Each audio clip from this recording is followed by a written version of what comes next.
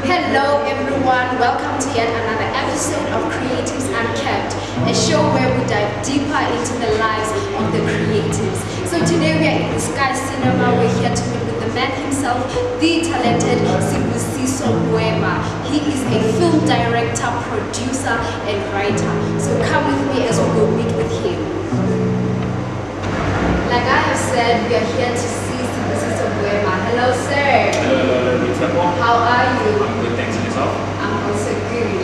So tell us more about your background. Who is Sibusiso Boemah and where do you come from? Right. My name is Sibusiso Boemah. I was born and bred in the capital center of Northwest Mafeking. Ghanaian father, Zulu mother. I spent most of my schooling in Mafeking. I went to church, Redefined, and I went to Mafeking preparatory school. Then I went primary school, and then after that I went to boarding school. Then I eventually matriculated for Pure Academy Mafeking. So yeah, that's Sibusiso.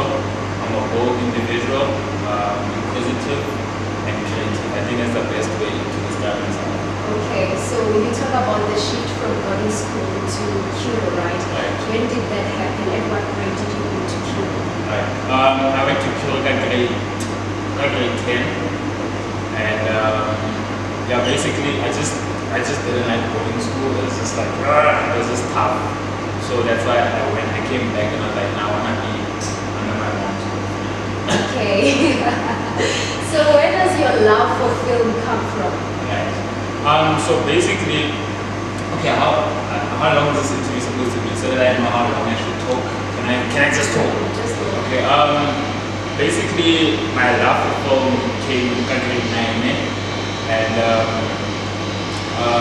so this is what happened. When I was younger, I was like into like drama, cinema, movies, and stuff like that. That was like my main. That was what I was into. But as I started growing, I slowly got directed out of my passion because I wanted something that would have money, something that would have security. Because that's what you usually want, something that you will go for it, will get a job, will be security, will be financial security there.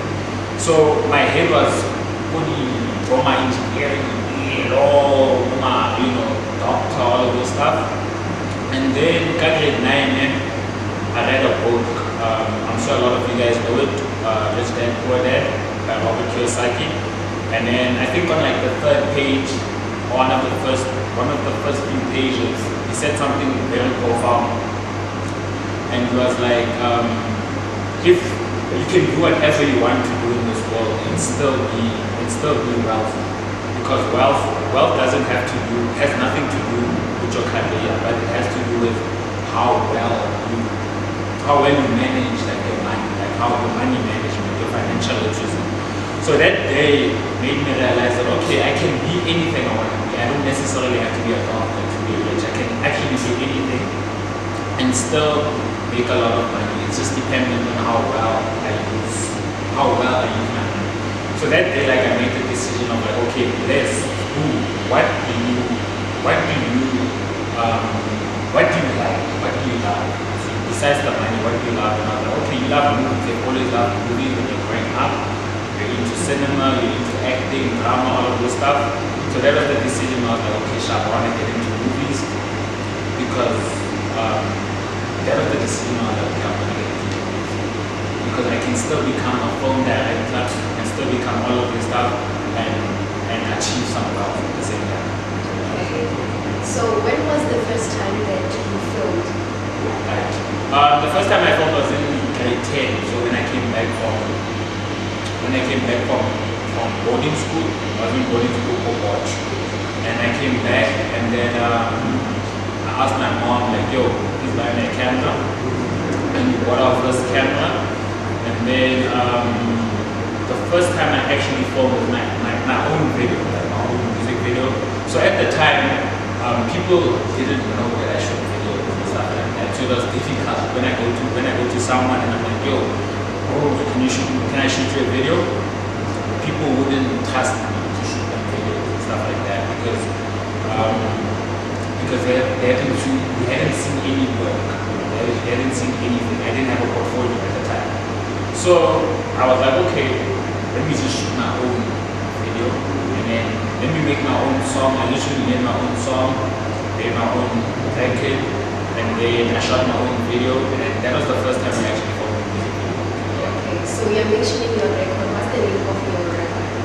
What is the name of that song? It is Original. I think Original. Yeah. Original. Yes. Okay, you heard it. Is it? Where can we get it? Hi guys, I don't want anyone to listen to that song. It's embarrassing. It's wrong.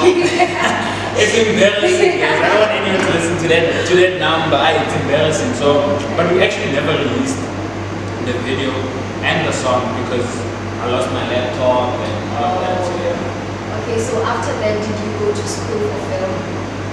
Yes, I did. I went for first year to film school in PTA, Pretoria, and I studied for like a year.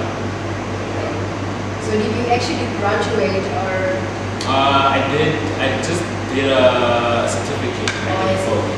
But yes, you did graduate. You finished the course. Yeah, that's what I wanted to hear. Right. So would you say that because you have experience, you have done it, you have done filming without. You have done filming without going to the school and you did it after. So do you see the importance of going to school as a film director? Okay, so this is my thing with film school, man.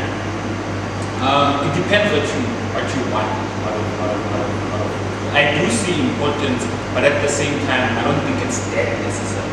So, for example, if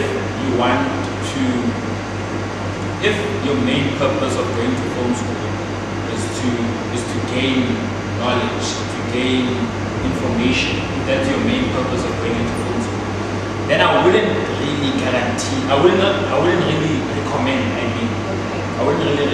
you to go to film school because you can get that same knowledge on YouTube, you can get that same knowledge on Google, like information. Or learn it from someone, get a mentor, exactly. Experience, yeah. Exactly. But if your main purpose is to get a qualification or to get especially like to network with people, then film school is the best place to go to because that's where you meet your future producer, your future editor, your future actor, your future actress, your future cinematographer, whatever. So depending on what you want. If you want knowledge, you can get it on YouTube. If you want connections, you can go to film school. Okay. So you have directed music videos as well, right? So when was the first time you directed a music video? The first time I directed a video was my video. Yeah, you just mentioned my video. That was the first time You're talking about a proper one now, for someone professionally, yeah. Right. Professionally, it took so long, guys. But I think my first serious video was for I don't know if you guys know Make Any Fish. Yeah, so probably someone who's watching shout out Make Any Fish. Yeah. He was the first guy that I really worked with like a lot, and I got a lot of my experience from working with fish. And yeah, he was the first guy that I think I professionally worked with. Okay. So of all your music videos, which one would you say that is the best that you have directed? I'd say it's my recent one.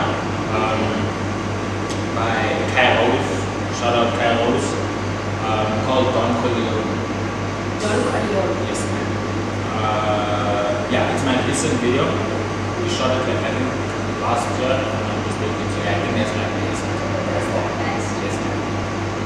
So what impact do music videos have for artists? Right. Music videos, for me, I think is by far like one of the most important aspects in a musician's career because it helps with like promotional purpose.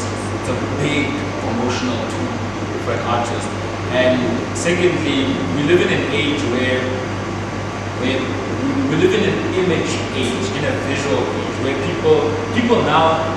We have Instagram, we have the YouTube, we have television, all of this stuff. People want to see an artist before they listen to an artist. They want to see what type of a person you are. They want to see what type of a life you live. You know, they want to see like where now, like just they want to see, before they actually give your music a shot.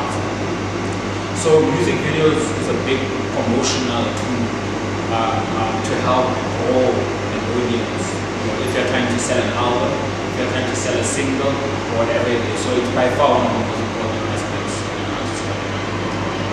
So, you know, artists would prefer to shoot a music video without having a director involved, maybe it's because of financial issues or whatever the reason may be.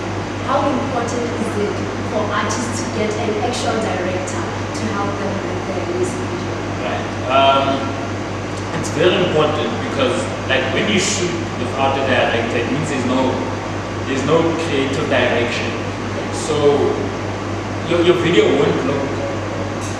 It'll be clumsy, you know, and so it's important for an artist, unless as an artist you do have direction, you have directing knowledge and skills, and you can do it. But otherwise, you do need some sort of direction in your video, and also it's important for technical reasons as well. Understand? So a director knows, okay, yo, you should use these type of lines, you should use this type of that. That an artist wouldn't know. So it's always best, I think it's always best to have a director. Or if you're an artist and you don't have the money to get a director, it's best that you what's the word? You learn yourself things of how a director works. Okay, so now coming to your recent film. Yes, it's not what you think. How exciting. So, what inspired the film? Right. So basically, it started like last year. So last year was like COVID. It was COVID times. So I was not really going out that much. I was not really doing a lot of outdoor stuff. So I was like writing a lot. I was on a writing rampage. I was writing every single day. And then I came up with this idea. But the things that I was writing, hold up. The things that I was writing, I didn't like enjoy it. I didn't like. I was not attached to it. I didn't like it. And then I wrote something that. Then I was like, okay, bless. What do you genuinely like? What do you genuinely like? And why don't you put that on paper? So I was like, I like suspenseful stuff, like thrilling stuff, you know, things with suspense. So I was like, okay, let me write something that's suspenseful and thrilling. And that was the idea. That was the day I came up with the idea. I wrote it down, and then after that, but at the same time, I wanted to write something that's reflective of what's happening in society.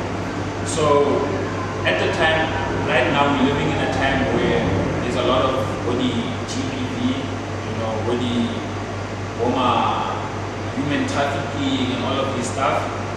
So I wanted to write something that is going to reflect what is happening also in society, but at the same time also write something that's very suspenseful and entertaining, you see.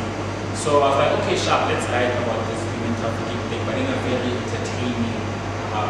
entertaining way. So that's when I came up with the idea, and then the main reason for why I came up with the idea also was because the main reason why I came up with the idea also was because I wanted to shine light on the human trafficking, but also make us understand that the people that are enabling this human trafficking are actually the people that are supposed to be protecting us. You know, like the police, like the politicians. You know, those are the same people that are supposed to be protecting us, but they are actually enabling the human trafficking and all of this stuff. So I wanted to shine light on that problem as well. But also thirdly, I also wanted to break stereotypes. So I wanted to also make people understand, okay, yo, when you're watching this film, in reality, you shouldn't just look at someone and just because this person looks like this and like that, you should assume that this person is a bad person or is a good person. So I wanted to break stereotypes and make people understand that, yo, a good person can look like a bad person, and a bad person can look like a good person. You see? So yeah, that's the idea actually. That's the inception. Okay. So there are people that have not yet watched the film. Right. Just explain a bit what happens in the film. Okay, I don't want to spoil it for you guys. So But I think I have to just a bit. So spoiler alert, guys. Basically, the film is about a corrupt police officer who kidnaps a girl for human trafficking. It's basically about a guy who's trying to save his younger sister from being kidnapped by a corrupt police officer for human trafficking. So it's just a whole back and forth of these two trying to get away with this girl. Yeah. Y'all should go check it out on YouTube. Like, yeah. You should go check it out. Pause the video and go check it out. Right. Okay, so have you faced any challenges on the way as you were shooting the video? Yeah, actually we faced so many challenges, guys. Like, the main challenge when we were shooting actually was the sun. I don't know if you get it's bad, guys. So that was the main challenge that we faced. Like, we shot from like 9 and 10, I think, to like 6. So we're just there in the sun ranting the whole day. So yeah, the main challenge with the shoot was the sun, and then after that it was like the sound, like the small details, like footsteps, the gunshots, the breathing, the dialogue. The sound also took like that was like a big challenge for me. So how are people responding to It's Not What You Think? Like, people love the film. Yeah. People really love the film. A lot of people are confused. It's confusing at first when you watch the film. I think it's because if you watch it twice and you really pay attention to the details, you will really get the gist and understand the movie. But otherwise people really love it. So it's your second film, right? It's actually my third, but it's actually my third released film. Also, the first one you did not release. The first one we did release it, but it's like we took it out. Oh, okay. Because I know Fuga, Yes. and then this one is the second one. Yes. So what difference did you notice when you were shooting It's Not What You Think? Right. What growth did you take from Fuga and did you have? Right, I get you. Right. I think the thing is with me, every time I work on a project, after it's done, I'm a person that looks for feedback a lot. So I give it to everyone. I literally give it to everyone, especially like my mentors and stuff. And they'll give me like feedback, and they'll give me feedback on like, okay, this is what you did right, this is what you did wrong. So I write it down, I take down notes, and then I make sure for like on my next film, I'm going to do better. So there's small things like maybe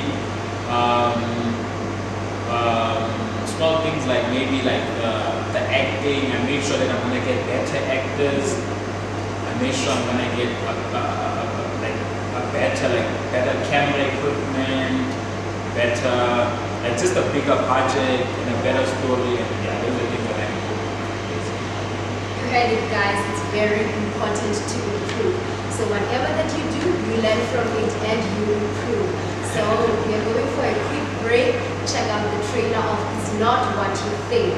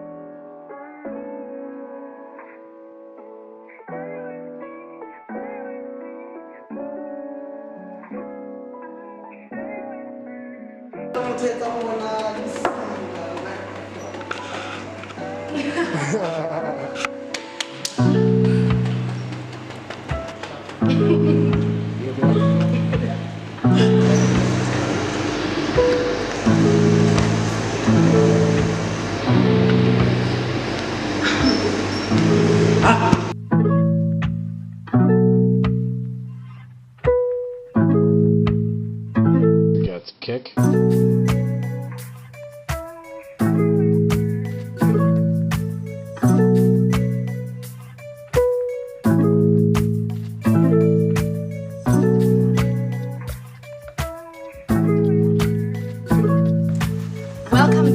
the break. You saw the trailer, now go check out the movie.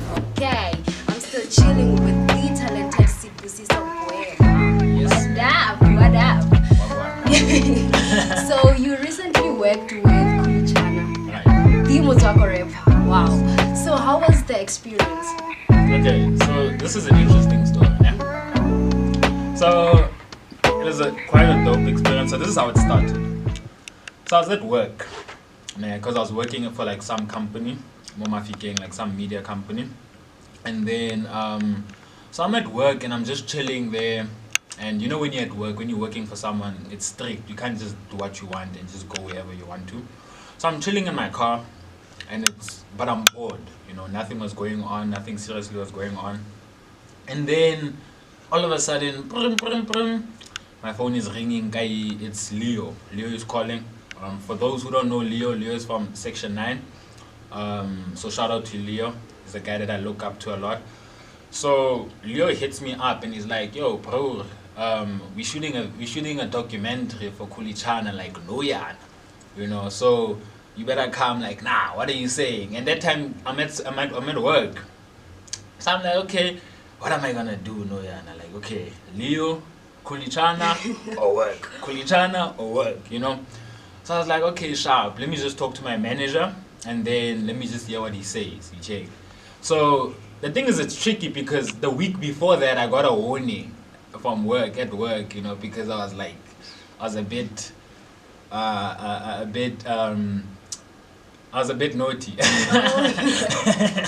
was a bit naughty. So this time when Leo hits me up, I'm like, okay, what am I gonna do now? You check. What am I gonna say to my manager now? Because he just gave me a warning. But I was like, okay, now I'm gonna go talk to him. So I spoke to my manager. I'm like, hey, bro, Khuli Chana wants me to shoot him. Khuli Chana is calling me for the documentary. So yo, dog, this is not an opportunity that comes every day. You have. And he was like, nah, dog, I understand. You can go shoot, go do what you have to do. And then I went to go shoot for Khuli. So basically, I was just like an assistant. Oh. I was assisting the production company because you call the production company from Josie. And then I was just there, assisting like wherever, if it's lights or if it's this or if it's this or that. And then that was the first time I got to meet Khuli like live. And it was just a dope experience, man, being with the production company, shooting Khuli, and we shot for a weekend. And yeah, that was like one of my highlights for the year, I think. The year. Yes, ma'am. Okay, so Leo Shout out to Leo, guys. Leo came up for the guy. So does Leo stay in Mafikeng? So how did he meet with the guys from Josie? Leo, actually, I think Leo, I don't know where Leo stays, guys. Leo is just everywhere. Okay. One of those people. He's one of those people. But I think he primarily stays in Josie and Maf.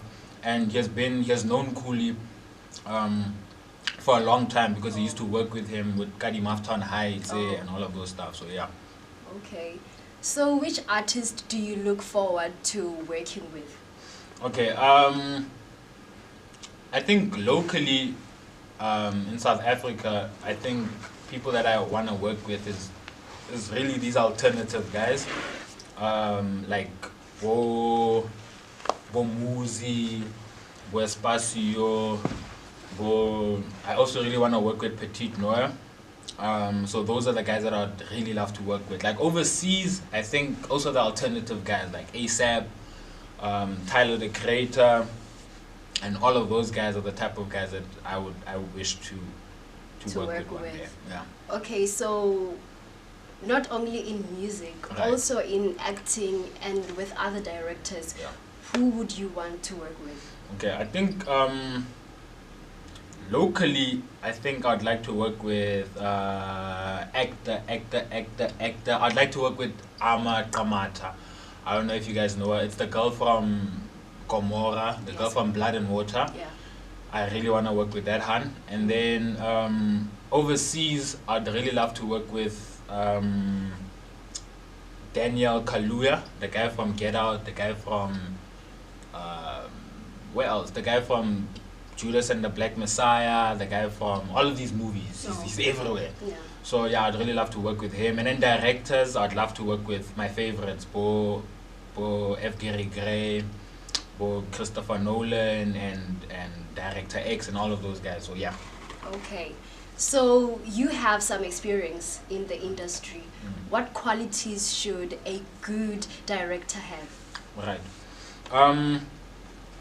This is the thing with directing, eh? It's directing is like split into like two dominant things. So the first one is technical, and the second one is creative. So as a director, if you really want to be a good director, has to be technically diverse, in a sense of like they're generalists. They know everything about. They know a bit of everything. They know a bit of acting. They know a bit of editing. They know a bit of cinematography. They know a bit of lighting. They know a bit of production. They know a bit of everything. So that's what makes a good director on a technical side. You have to be everywhere because you have to be a generalist. You have to be you have to know a piece of everything. And then you should also on the creative side of directing, you should also have like the leadership skills, like the universal leadership skills that we all know. Like you should have patience, you should have drive, you should have patience, drive, and you should be a good communicator. So you should be able to communicate your vision because people are looking at you, and you have to be able to communicate your vision to everyone, whether it's the sound guy, whether it's the lighting guy, whether it's the camera guy, whether it's the editor, the actor, whoever it is. You should be a good communicator, and you should also be confident, guys. You should also be very, very confident because everyone is looking at you for your vision. So I think those are the qualities that make an excellent director like me, guys. Okay, you heard it right. So you're also a DJ. Yes, ma'am. How did you end up being a DJ? Okay, so it started matric, yeah. So basically it was me and Canvas. I don't know if you guys know Canvas Sativa, but shout out to Canvas, and Sikle, my other friend. So we're basically in my kitchen, and we're like on virtual DJ, like playing on virtual DJ, you know. So I was like, okay, this is actually really, I enjoy doing this, you know, like mixing tracks and, you know, just messing around with tracks and mixing music, you know. So that's where the idea like sparked out, and I was like, okay, dog, why don't you just get into DJing and stuff? Because I always liked mixes, you know, from like Bo Stylo, Bo Molfi, Bo Joy Easy, all of these guys that I used to listen to, Bo Ken, all of these guys that used to make mixes. So I enjoyed like mixes and all of these stuff, and then that year I was like listening to like a lot of also like EDM guys like Bo Martin Garrix, Bo Deep Blue, Bo Steve Aoki, even Black Coffee and all of these guys.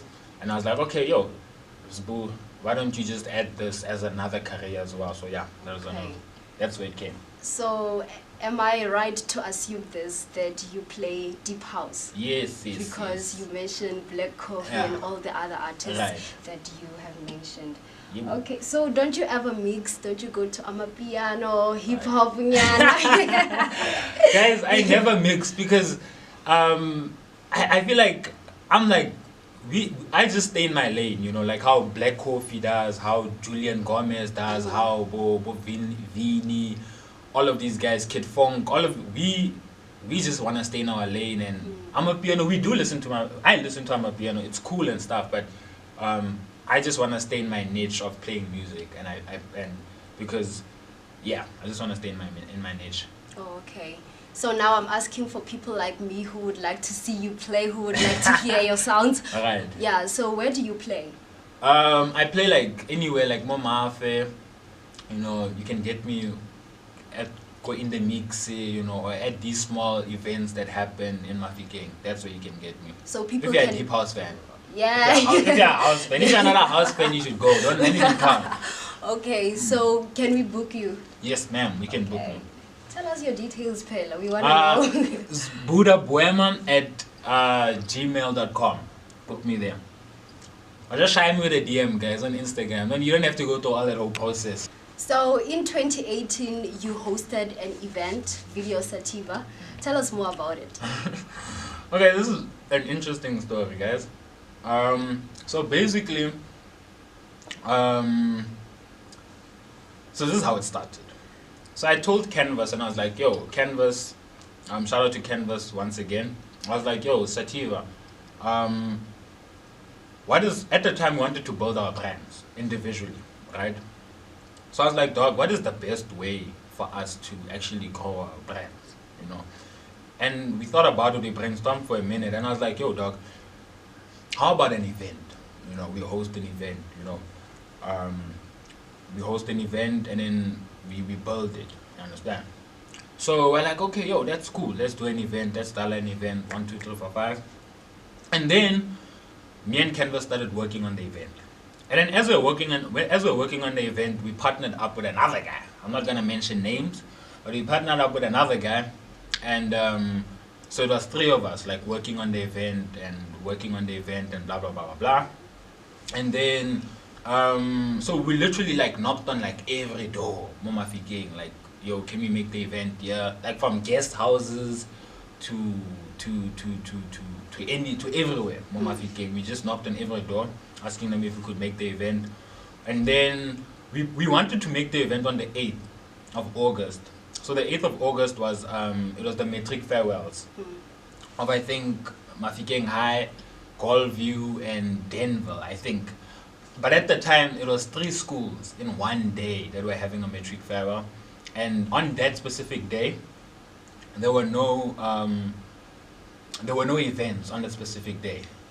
So we're like, okay, shit. We're like, oh, this is a gold mine. We're like, okay, this is a gold mine. This is, people want to party, people want to rock on that day. So let's give them what they want.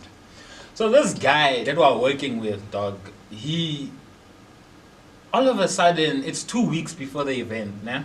All of a sudden, this person ghosts us, dog. We're like, okay, we're deeply invested in this event, like deeply invested in this event. This person, he ghosts us. Like, all of a sudden, he's not answering our calls. He's just missing in action. Oh. This person is just missing in action. So we're like, okay. So I lost hope, dog, because I was like, it's just me and CeezyVerse. Making an event is not small waters. So I was like, nah, this thing is not going to be possible. And then, so it's 2 weeks before the event. So I'm like, I was like really, CeezyVerse was optimistic, but I was like, nah, this thing is not going to happen. So I left it. I was like, nah, it's not going to happen. So one day I was cupping CeezyVerse like home. I was taking CeezyVerse home.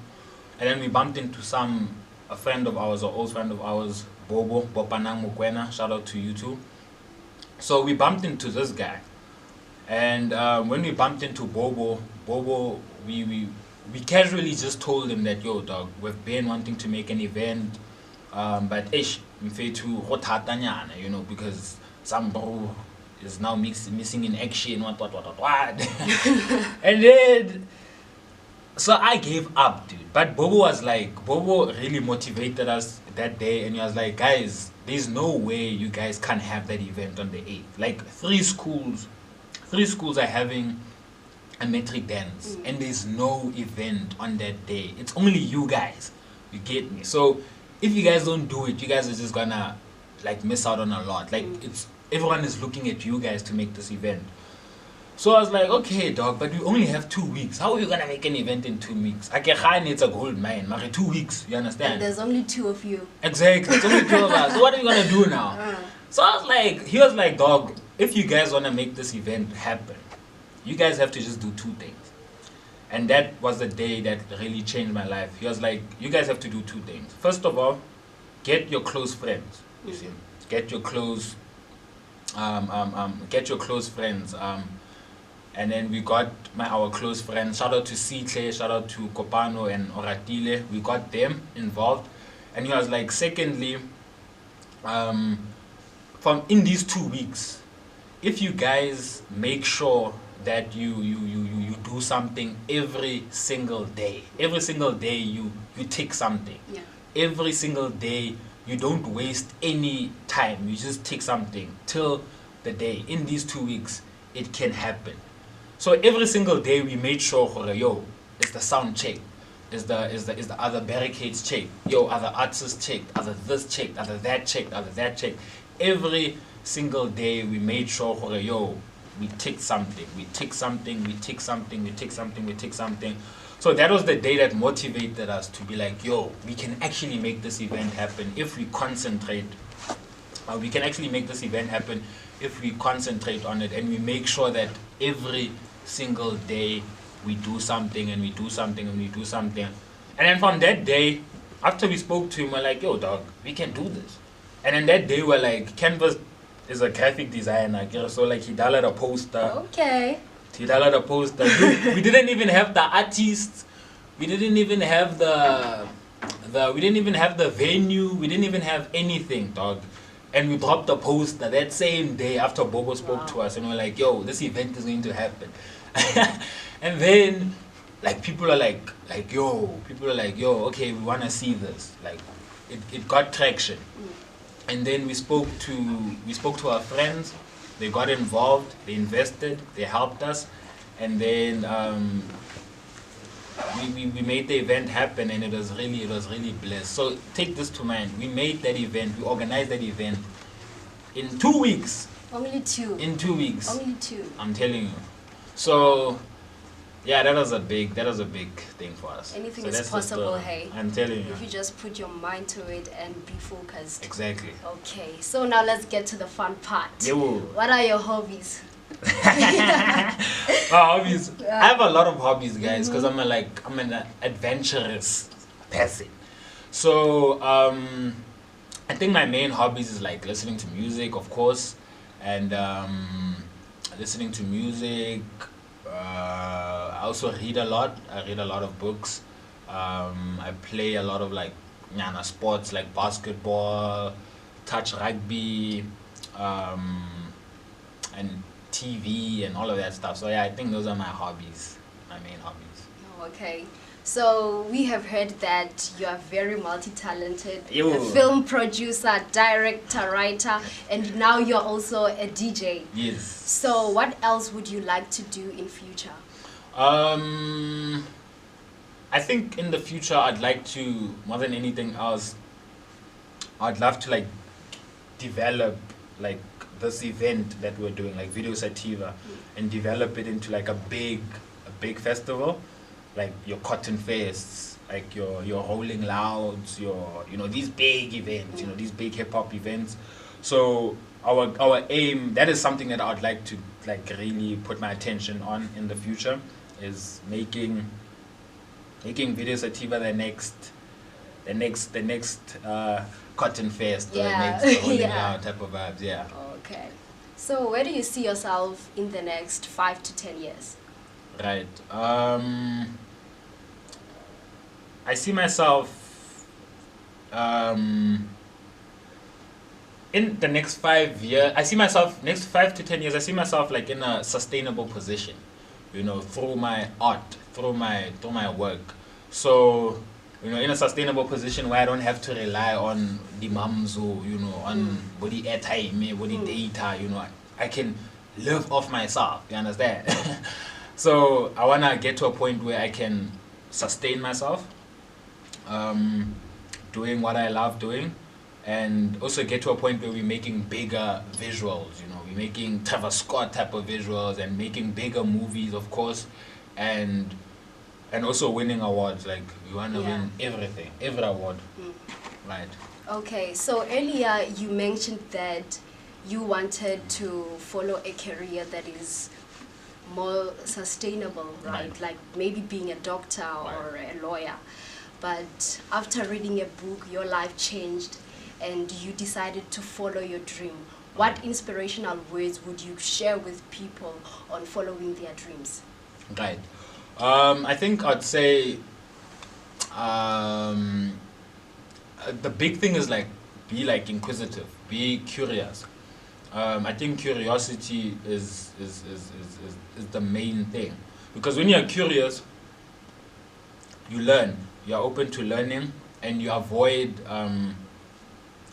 making mistakes, avoidable mistakes, because now you've learned that specific field, whatever it is. If it's you want to be a doctor, if you want to be a fashion designer, if you want to be an actor, if you want to be a teacher, whatever it is, being curious allows you to identify identify mistakes that you can avoid. So I think the big thing is curiosity and just keep learning. And because that was what changed my life. Yeah. Is actually being like, yo, dude, why don't you just read that book and see what's in that book, you know? So I think curiosity and being inquisitive, I think, is the curiosity didn't kill the cat, guys. It didn't. So yeah, I think curiosity is the big thing. Yeah. Okay. So what message do you have for people that have supported you and that are still continuing to support you? Okay. I'd just like to say thank you, guys. Thank you so much, guys, for all the support. The support means a lot to me. That is what keeps me motivated every day. It keeps me motivated to keep going. And I'd just like to say, please keep on supporting. Keep on keeping on supporting the boy. And he's not going to disappoint you at all. So, yeah. Alrighty. Thank you. All my friends and family. Keep on supporting, guys. All those little things like sharing the link or, you know, posting on the status, on the story. Those small things mean a lot, guys. So, please continue just supporting the boy. Okay, and that is how we end today's show. You've been chilling with myself, Boitshepo Botshelo, and our guest, Sibusiso Boemah. Thank you for tuning in. Till we see each other next time. Bye.